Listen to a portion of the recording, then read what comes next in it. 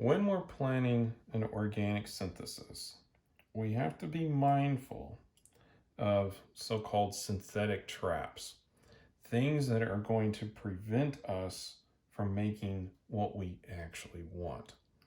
And one of the things that we'll have to be mindful of is what are the other functional groups that I have on my molecule.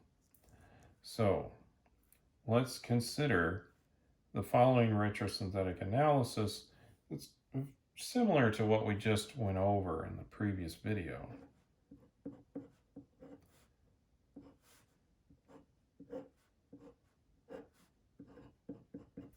But now we're adding a different functional group on here. Whereas before we had an ether, which are much less reactive. Now we have an alcohol. If we try to break this bond right here to form this product, we're going to run into an issue.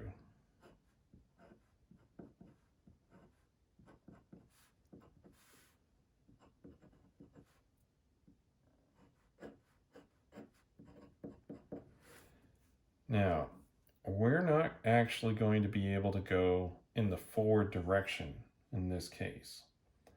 Because we might say, oh, well, let's deprotonate this hydrogen. But we're actually not going to be able to deprotonate that hydrogen with this in solution. What's going to happen is that this hydrogen is going to be deprotonated instead. So what we would make if we tried to run this in the forward direction is not the product.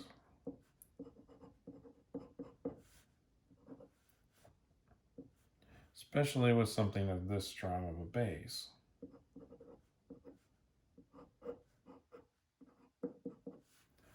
So we'll need to keep in mind that in a lot of cases, we'll need to avoid protic solvents or protic groups that are in our solution or combined with some of these reagents, especially with our very strong bases, because we'll just deprotonate the easier to steal a proton from thing.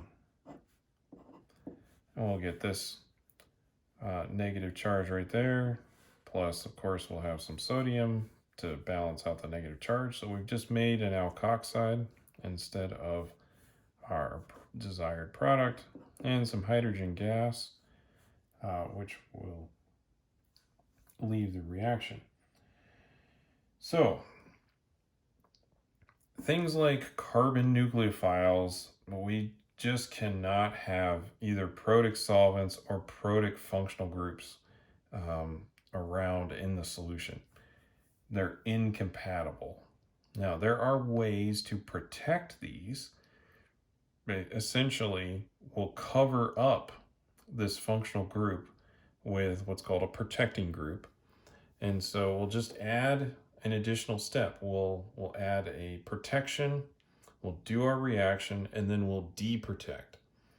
And usually the protection, deprotection steps have really high yields. They're often relatively fast to do, but it's something that we need to be aware of. And we'll talk about how to do some protection steps later on in this course, probably in the next few months. But for now, just keep in mind that we're going to have to limit ourselves to what functional groups we can have on the molecule when we're trying to do these hard deprotonation steps. We also, another thing that can happen is if you have two functional groups on there that could react at the same time. Something like, so we've got a couple of double bonds on here, and they're not conjugated, so we're not going to try to look at 1,4, 1,2 addition. These are separate enough on the molecule. But if we try to do a reaction on just one of them, say, let's just add HBr, since we're not being creative right now.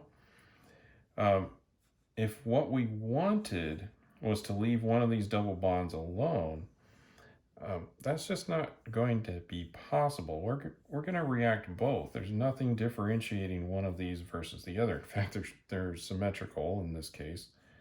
Uh, so the reagent, or the product that we're going to end up with here, is going to have two bromines on there, and we might not have wanted to react both of these double bonds. This is something that we can sometimes get around by using a catalyst, and nature does it quite well by using enzymes, and enzymes have just incredible control over what they're doing. But often we have that limitation of, we'll just have to consider there could be more than one group on here that could react. Or let's look at another thing that could happen. We've got a triple bond over here, which I realize the geometry is no longer good.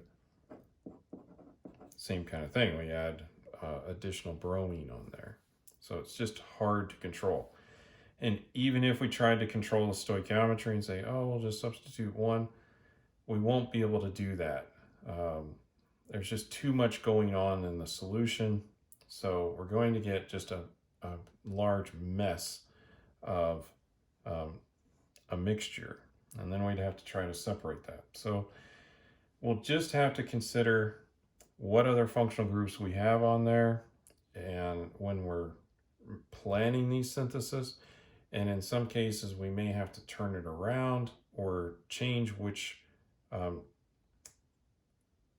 at what point some other part of the molecule is added on, so that we can still have the product that we desire.